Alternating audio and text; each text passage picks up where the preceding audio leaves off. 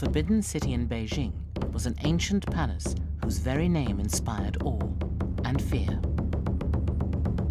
Its nearly 10,000 rooms were built for one man, the Emperor of China.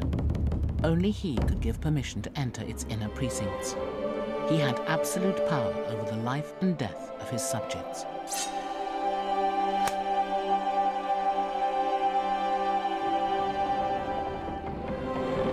Until the 20th century, the Forbidden City was one of the most secret places on Earth. In the past, people who trespassed paid with their lives. But today, the price of an entrance ticket is cheaper, and 8 million visitors a year walk where once only emperors trod.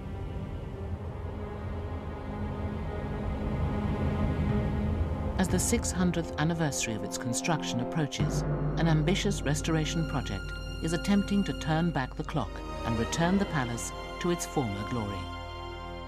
The renovation has solved some old mysteries and uncovered some new ones. Today, the Forbidden City is China's biggest tourist attraction, but it almost didn't survive at all.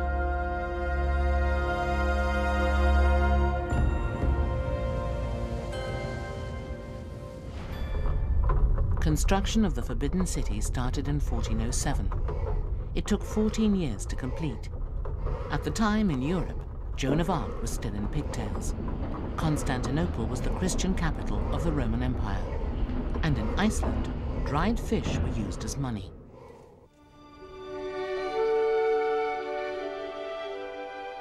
The Forbidden City was more than a city. In fact, it was bigger than the world's smallest country. 55 Buckingham Palaces or 100 football pitches could fit inside its walls. It's the biggest palace complex on the planet. For 500 years, it was the heart of the Chinese Empire, the seat of its government and the home of its emperor. But by the 20th century, the Forbidden City and everything it represented, its buildings, the palace contents, and even the emperor himself, was under attack. Some wouldn't survive. The Forbidden City was a city of walls, high walls that separated it from the rest of Beijing. The most that ordinary Chinese people saw of the Forbidden City was a few roofs that peeked over the top.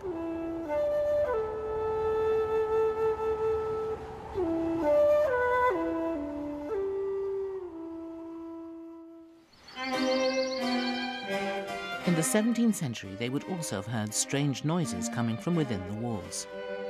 The Chinese emperor of the time had discovered Western music. He commanded that any foreigners who could play a musical instrument perform for him.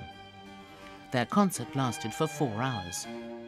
When it was over, the emperor ordered students, including 2 princes, to learn to play the Western instruments. This song was written for the emperor.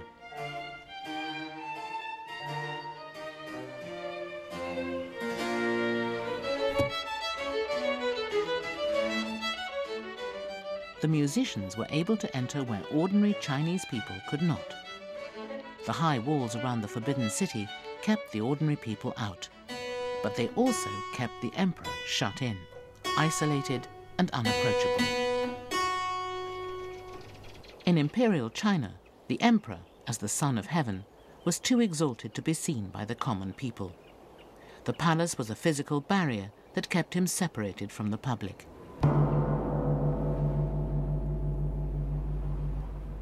Commoners rarely saw the emperor, and if they did, it was from afar. The imperial system lasted for thousands of years, but as the 20th century dawned, it was on the verge of collapse. Puyi, the last emperor, lived in the Forbidden City from 1908 to 1924. For most of that time, he was a virtual prisoner there, having limited contact with the world outside the walls. His isolation would have been absolute, but for the introduction of a telephone. Puyi had the telephone installed despite the objections of his advisors and the fact that it overturned thousands of years of court etiquette. It meant that for the first time in history, commoners would be able to speak to the emperor. His advisors were horrified at the prospect. My teachers tried to talk me out of getting a telephone installed, saying if a telephone was installed, anybody could talk to the emperor, which was unprecedented. I persisted and told them to get me one. When he got the telephone, he didn't feel like a bird in a cage anymore, so he made as many calls as possible. The telephone helped to alleviate the last emperor's sense of isolation. But it was another invention that first opened the walls to the West. The first mechanical clock entered the Forbidden City in 1601. It was brought by a Jesuit priest, Matteo Ricci, as a gift for the emperor. Ricci was a missionary who wanted to use the emperor to spread Christianity. The emperor wasn't interested in meeting Ricci, but he was interested in Ricci's clock. In fact, later emperors became so obsessed with clocks that they set up a clock-making department within the Forbidden City itself. And its creations do more than just tell the time.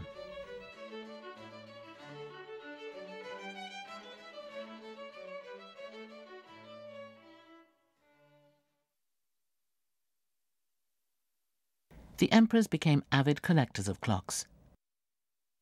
Ricci's was the first of a collection of nearly 200 that are now exhibited in the Palace Museum.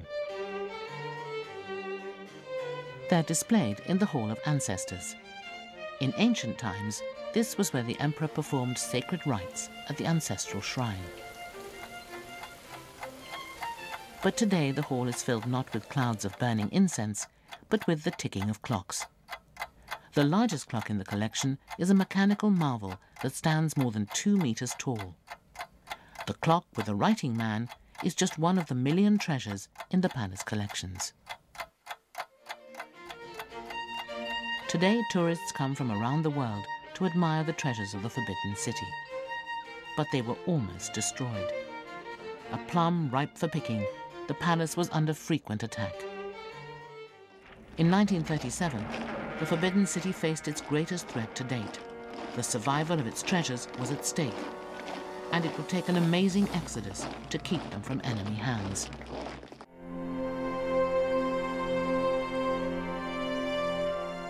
In 1908, almost exactly 500 years after the construction of the Forbidden City began, the last emperor ascended the throne. He was the last of 24 Chinese emperors to live in the Forbidden City. The early 20th century was not a good time to be emperor. China was in turmoil. Foreign imperialists were attacking it from the outside, while revolutionaries attacked from within. It was during these difficult times that a child ascended the throne. In 1908, the old emperor died and was replaced by Pu Yi, a boy not yet 3 years old. He would be China's last emperor. Later in life, Pu Yi remembered his enthronement. I ruined the ceremony with my crying. I found it long and tiresome. When they carried me in and put me on the enormous throne, I struggled and cried. I don't like it here. I want to go home. I don't like it here. I want to go home. The young boy's words shocked the court, and they were interpreted as a bad omen. They were certainly prophetic. The last emperor ascended the throne almost before he could walk. But by the time he was 6, in 1912, revolution had not just pushed him off the dragon throne. It had ended more than 2,000 years of imperial rule. Although Pu Yi lost his throne, the new government agreed that he could continue to live in the Forbidden City in exchange for a peaceful abdication. He didn't know it, but his palace was about to become his prison. The new government took control of the grand public buildings in the front part of the Forbidden City, while Pu Yi retreated to the smaller domestic palaces in the rear.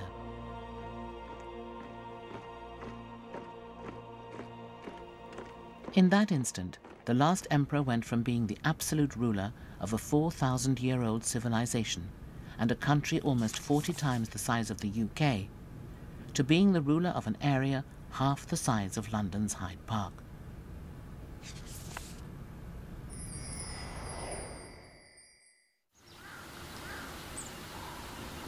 Living in the Forbidden City was like living in a gilded cage.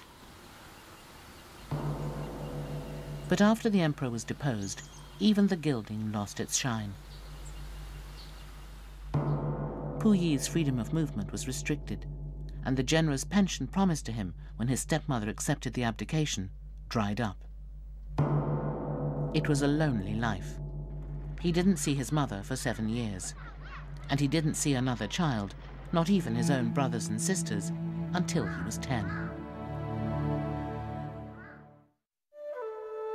In 1922, the 16-year-old emperor was given a bride, 2 in fact. He'd wanted to marry a 13-year-old, but his advisors preferred the more elegant 17-year-old Wang Rong. She became China's last empress. Her younger brother was one of the few children allowed to enter the Forbidden City. And although the emperor was 7 years older than his brother-in-law, they played together when he came to the palace. I had learned to ride a bike when I was at home. Later, I brought my bike to Puyi. And almost everybody learned to ride, even my sister, the empress. I took photos of her riding the bike.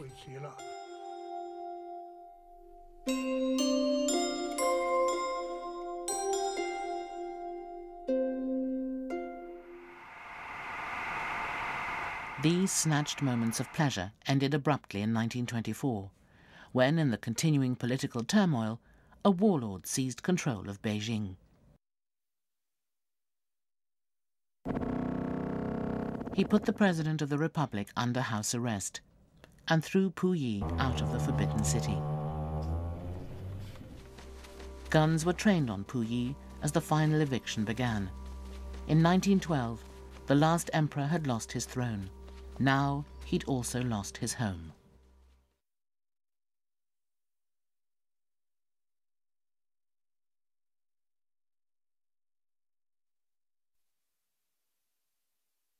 Puyi departed the palace in a hurry. These photographs were taken at the moment he left. He had little more than the clothes on his back, some hastily packed bags, and what treasure he'd managed to stash.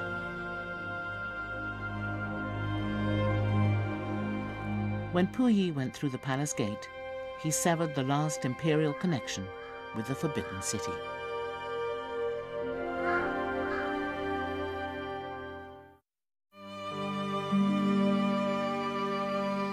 The palace had stood for 500 years, but with the emperor gone, there was no guarantee that it would survive much longer.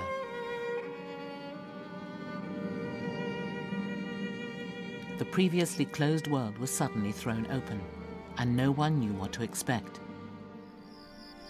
Before that time, entry to the Forbidden City's inner court had been restricted to the few people closest to the emperor. Commoners had never been allowed to enter the heart of the palace.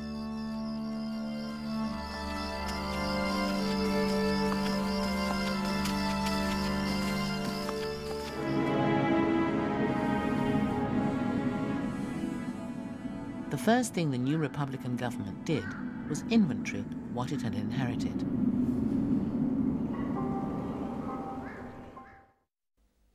There was no shortage of workers for the audit. Many people were extremely curious about the contents of the palace. Special care was taken to ensure that the palace treasures didn't go missing during the inventory. People always worked in groups, never alone. But it was winter when the counting work began, which created some unique problems. The palace buildings were unheated, but in order to prevent stealing, strings were used to bind the cuffs of workers' sleeves. This meant that small treasures couldn't be pushed up the sleeves, but it also meant that the workers' hands... Even the points of the brush pans froze. The inventory was done with scrupulous attention to detail. Not the smallest item escaped the auditor's notice. It became a kind of joke in China that, surrounded by objects of incalculable wealth and beauty, the first item they catalogued was a simple wooden stool. They even noted a half-eaten apple left behind by the emperor. But mostly their audit listed precious artifacts. They found that the palace was a vast treasure house filled with thousands of works of art. The number of precious ceramics alone, from imperial tableware to extravagant works of art, numbered in hundreds of thousands.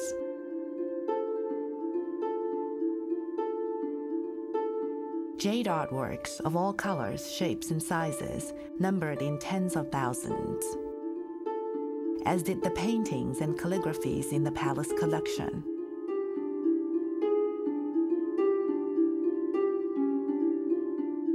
There was a huge variety of other items: statues, jewels, clocks, even scientific instruments. The list of palace treasures was almost endless. By the time the auditors were done, more than 1 million relics were recorded.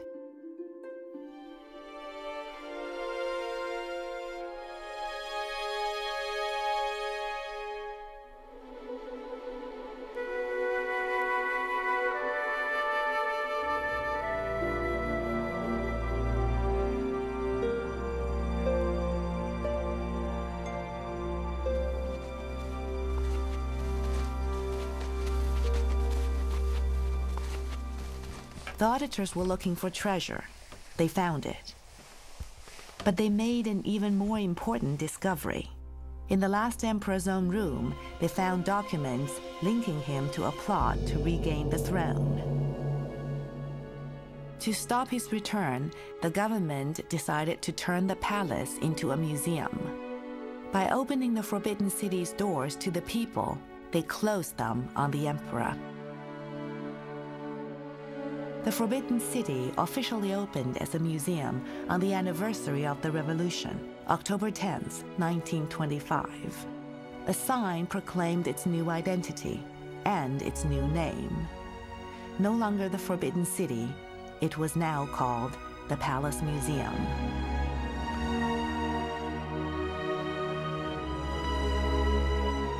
The opening of the museum was a momentous event.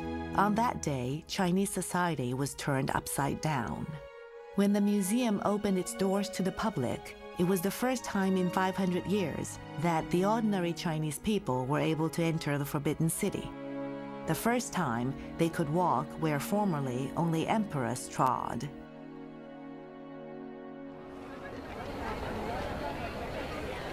Crowds of people came, eager to see how the emperors lived.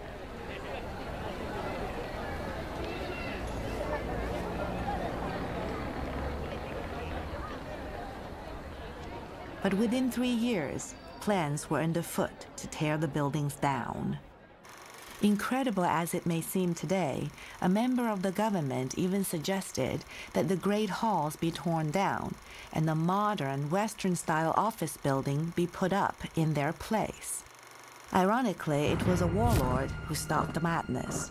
In a radio broadcast to the nation, he warned, "If these halls are demolished, China will lose these great buildings forever and will be sneered at by all the other countries in the world."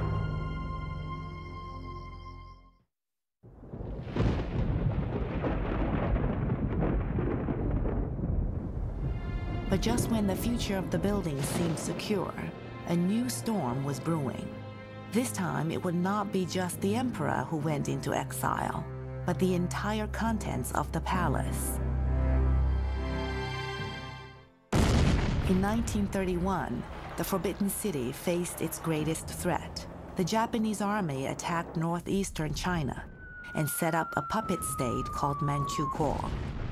To legitimize their rule, the Japanese installed Puyi, the last emperor of China, as the first emperor of Manchukuo.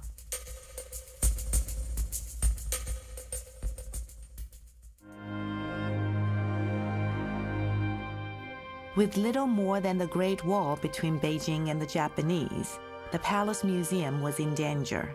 To save its treasures, the curators came up with an extraordinary plan. They would leave Beijing and take the entire contents of the museum with them. The evacuation of the Palace Museum treasures began on the night of February 5, 1933. Wooden handcarts were loaded with crates of relics and taken to the railway station. A staff member of the Palace Museum recalled what happened that night. It was very quiet. There was no sound except for the cards. No other sound. No one spoke, no one sang. Everybody felt cold, sad. No one knew when the treasures would be brought back, or even where they were going. The evacuation was so hasty that they left even before the final destination had been decided. A staff member joked. It was like looking for a graveyard while carrying the coffin. But it was no laughing matter. It's not easy hiding the contents of the biggest palace complex on Earth.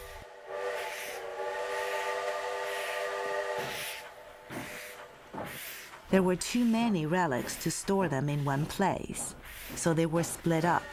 Documents were stored in Nanjing, the nationalist capital. The other treasures were sent to Shanghai. In 1937, all-out war began. The Japanese quickly occupied Beijing.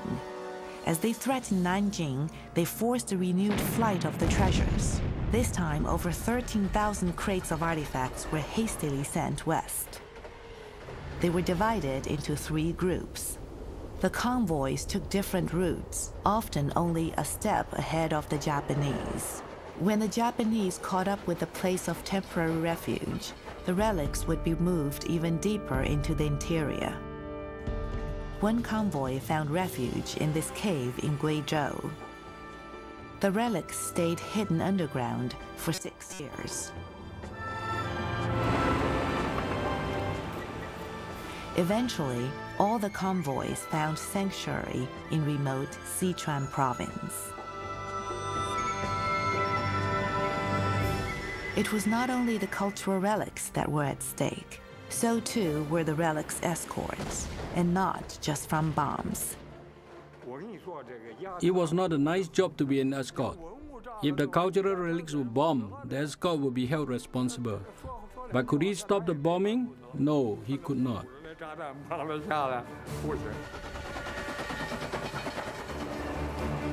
In the end, he wasn't injured. That was really lucky for him and for the cultural relics.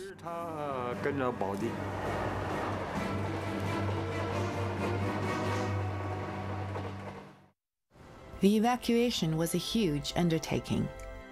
For over 5 years, the national treasures were moved across more than half of China's territory, all the time dogged by the Japanese enemy.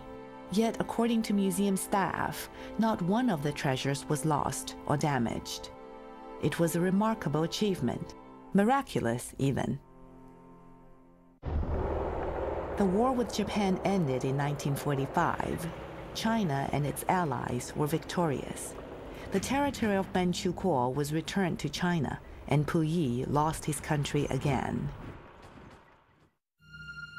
He began 15 years imprisonment, first in Russia and later back in China. Japan's defeat meant that the cultural treasures could come out of hiding. But continuing civil war in China meant that it would take 4 more years and the communist victory before they could return to Beijing.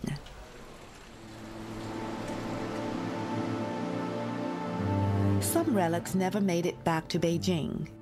More than a quarter of the total number of crates originally evacuated from the palace went astray. They weren't lost or destroyed. They were taken instead to Taiwan during the nationalist retreat. Today, they still sit in a separate, parallel palace museum on the other side of the Taiwan Strait.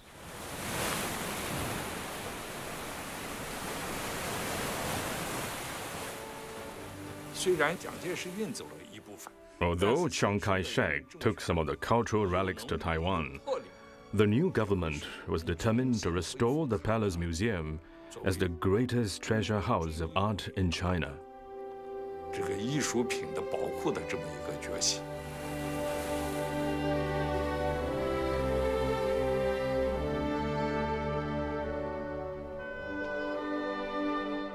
The communist victory in 1949 ushered in a period of change in China. and reversed the fortunes of the Palace Museum. With the artifacts safe, it was now time to save the buildings. In 1949, the Forbidden City was in a terrible state. Would time and neglect lead to its final destruction?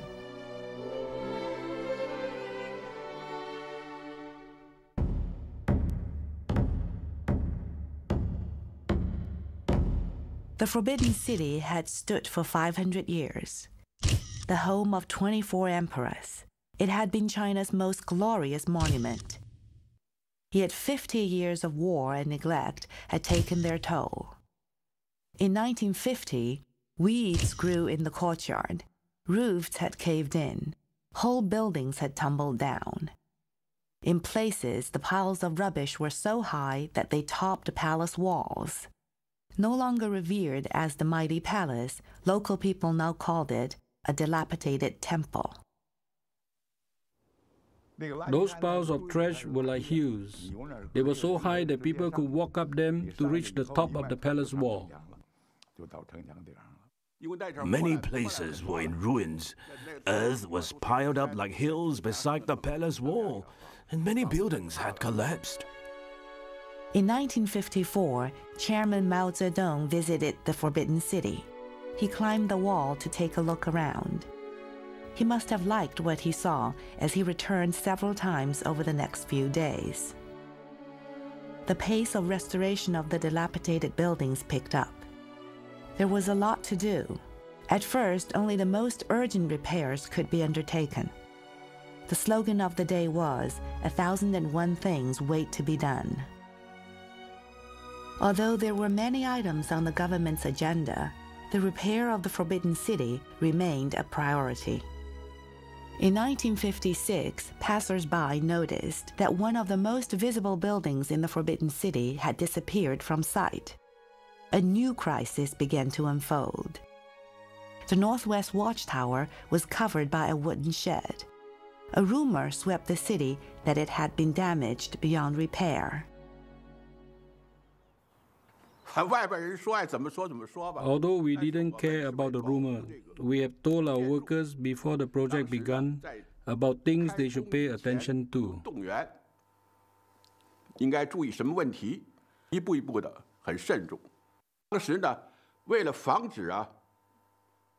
Why had we built a shed to cover the watchtower? We wanted to protect the ancient decoration from the wind and the rain.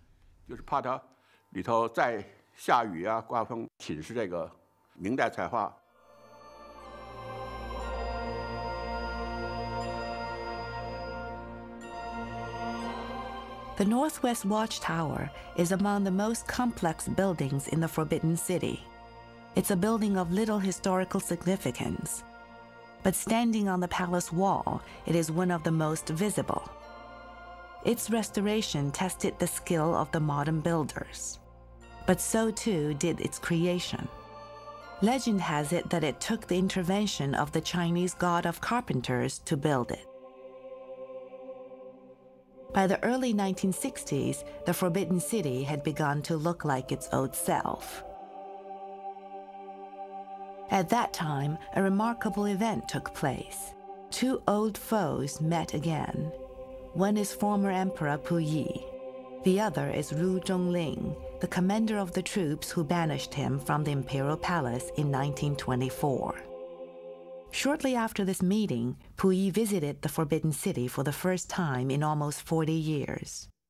It was an emotional return. He wrote in his autobiography, To my surprise, the dilapidated scene at the time I left the imperial palace was nowhere to be found. Every place looks brand new. In the imperial garden, I saw some kids playing in the sun. I saw some old men sipping tea in the tea house. The imperial palace has gained a new life. Another 40 years have passed since Puyi's last visit. The Forbidden City has now entered the 21st century. In 2004, almost exactly 600 years since construction on the Forbidden City began, a huge new project is underway.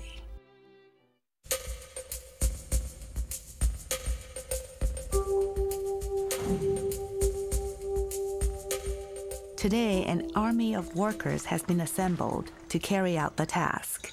Although rather fewer than the 1 million workers who originally built the Forbidden City, they are armed with modern power tools. Even so, the job is scheduled to take longer than the original construction of the city. The repair work is scheduled to take 19 years and cost almost $250 million. Ancient techniques and modern technology come together for the total restoration of the palace. The first phase races to be completed in time for the 2008 Beijing Olympics. By then, all the main buildings will look as good as new. The goal is to restore the rest of the buildings by 2020, the 600th anniversary of the completion of the original Forbidden City. When all the repair work is done, the palace will look as it did in the golden age of Imperial China. The restoration has led to some remarkable discoveries. While dismantling the roof of the Gate of Promoting Virtue, workers discovered a metal box. It was hidden under a towel in the center of the roof ridge. It was taken for scientific study. Inside the box, there were 24 gold coins, each inscribed with the legend, "All is at peace." There were also 5 silk threads in different colors, 5 kinds of traditional Chinese medicine, 5 kinds of aromatics, 5 shoe-shaped ingots of metal, and 5 colorful gems. Groups of 5 suggest the Chinese theory of the 5 elements. Research continues as experts try to unlock the riddle of the treasure box. They had an even bigger surprise when they dismantled the roof ornament of a Taoist temple.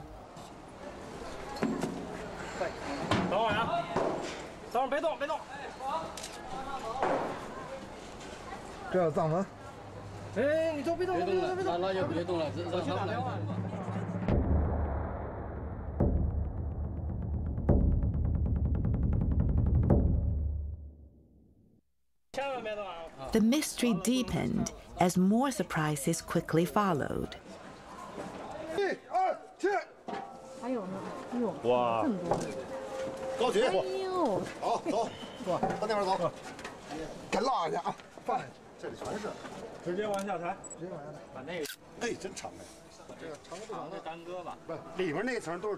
Surprise number 1 was the discovery of 3,000 volumes of Buddhist scriptures secreted in the roof pummel.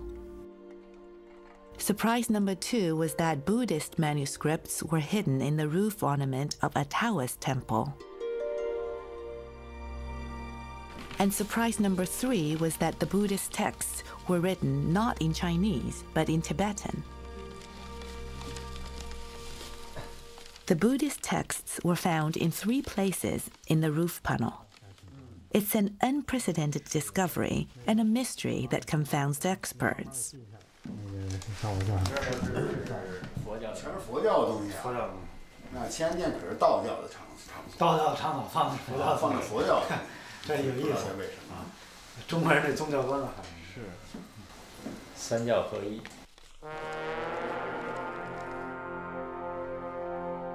All the texts found in the roof ornament were Buddhist. The puzzle is, why were they in the roof of a Taoist shrine? The resurgence of Tibetan Buddhism during the last dynasty may have had something to do with it.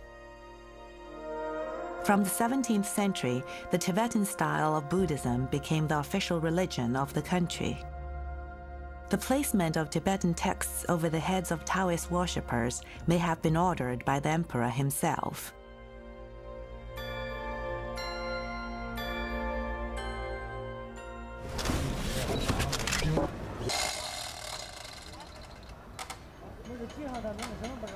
It takes a year to restore the roof ornament. When it is put back on the roof, so too are the Buddhist manuscripts. 2 key principles underlie the Forbidden City restoration: respect for history, and fidelity to the original state. Even after 600 years, the palace continues to surprise. No one knows how many more secrets will be uncovered.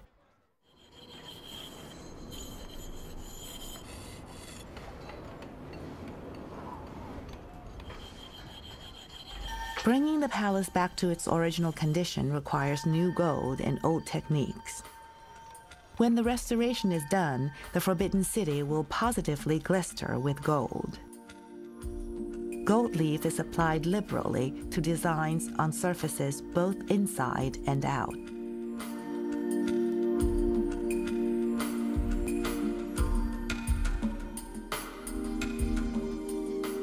The gold foil used in this part of the restoration project was made by the Nanjing Gold Foil Factory, which itself has a history of several hundred years. Gold bullion is beaten more than 20,000 times to produce gold foil.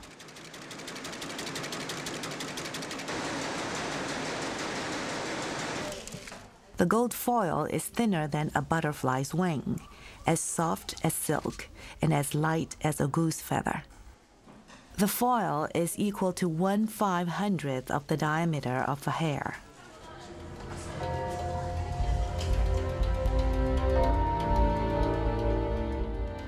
$10 million sheets of gold foil have been ordered for the repair project, gilding the Forbidden City inside and out.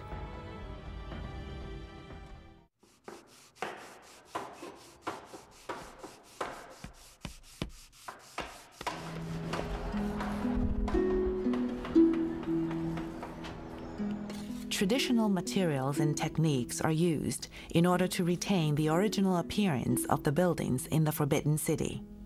The wood pillars require a kind of preservative paste on their surface. The traditional paste is a mixture that includes pig's blood, wheat flour, and wood oil. Only a few people know how to make it.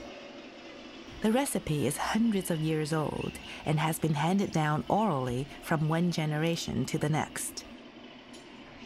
The precise formula is kept strictly secret. Pig's blood is not the only unusual ingredient. Plant fiber is worked into the paste to keep it from cracking. On large surfaces like gates, at least 6 layers of paste and 2 layers of fiber are applied. The techniques used in the repair of the Forbidden City carry on the history of traditional Chinese architecture, a history that goes back hundreds of years. New gold and ancient techniques combine to make the palace shine. The building that uses the most gold in the Forbidden City is the Hall of Supreme Harmony. It is on the pillars, walls, and ceilings. The bricks used to pave the floor are called golden bricks, but they have nothing to do with precious metal. The bricks on the floor of the Hall of Supreme Harmony are hundreds of years old. But even after so many years, they still shine like new. These golden bricks are unique to the Forbidden City. They cannot be found anywhere else in the world. They come from an imperial brick factory near Nanjing. Special techniques were used to make the bricks. It is an elaborate and time-consuming process. Good earth is mixed with water and filtered several times. Then the clay is left in the open air for a year to rid it of its earthy quality. After brick bases are made, they are dried in the shade for another 7 months. Finally, the bricks are fired in the kiln for another 2 months. Each load of bricks consumes 50,000 kilograms of fuel. The entire process of producing a golden brick takes 2 years. Why are they called gold bricks when they're made of mud?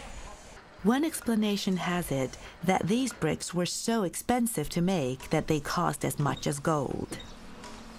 The gold bricks paving the interior halls have stood the test of time. Even after several hundred years, they are in such good condition that they do not need replacing. The regular bricks in the courtyards have not fared as well. Some are in very bad condition. And with 20 million paving bricks, there are a lot to replace. Ancient skills are used in the restoration, but it wouldn't be complete without the injection of modern technology. These new skills are coming from an international team, all aiming to secure for future generations this palace of treasures.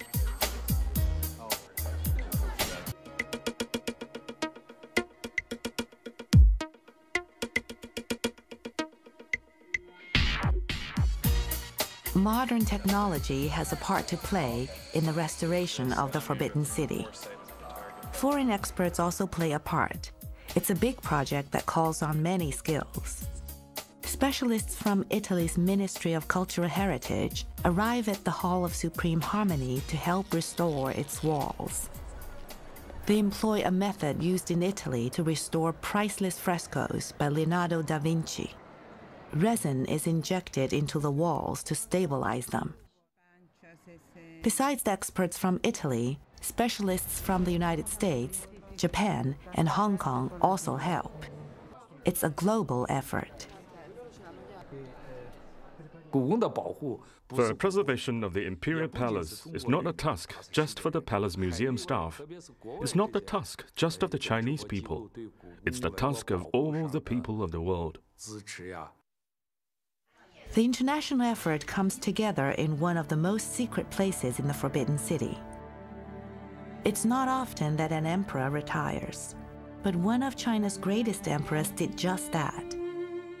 In 1795, after 59 years on the throne, he handed the reins of power to his son.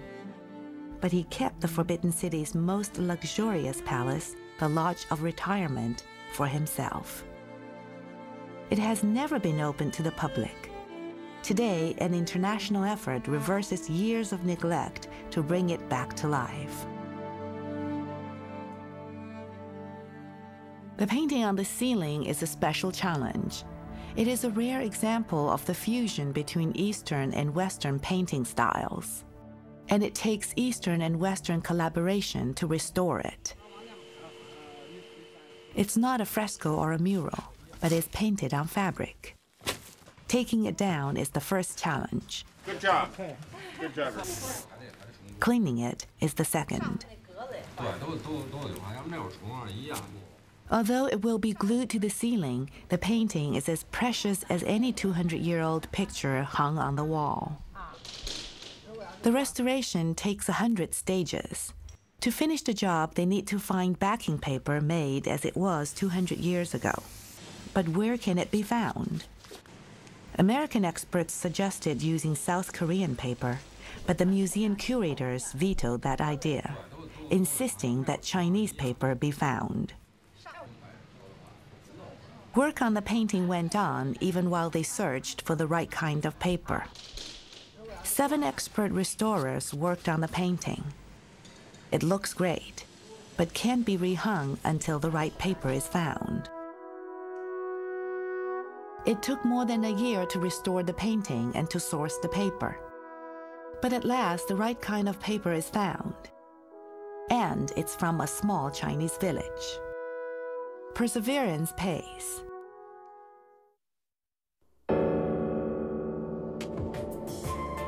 It's not only the buildings that are being whipped into shape. Great things are also happening inside the buildings. More of the palace's treasures are being taken out of the vaults and put on display, and new objects are being added to the collection. The Palace Museum now has almost 1.5 million artifacts in its collection. Sometimes they even make the television news.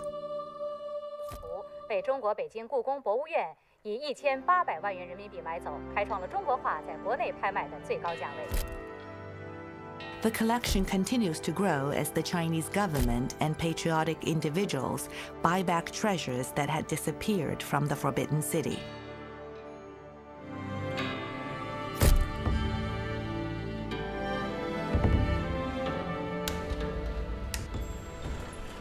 In 2004, a project was started to catalog them all. It will take 7 years. All cultural relics, including the art collections, court utensils, and historical documents, will be sorted and recorded using the most advanced information technologies.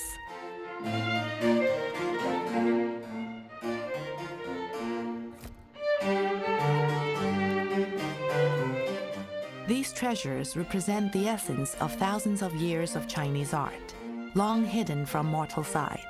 They are now being brought into the light. Like the palace itself, they are forbidden no longer.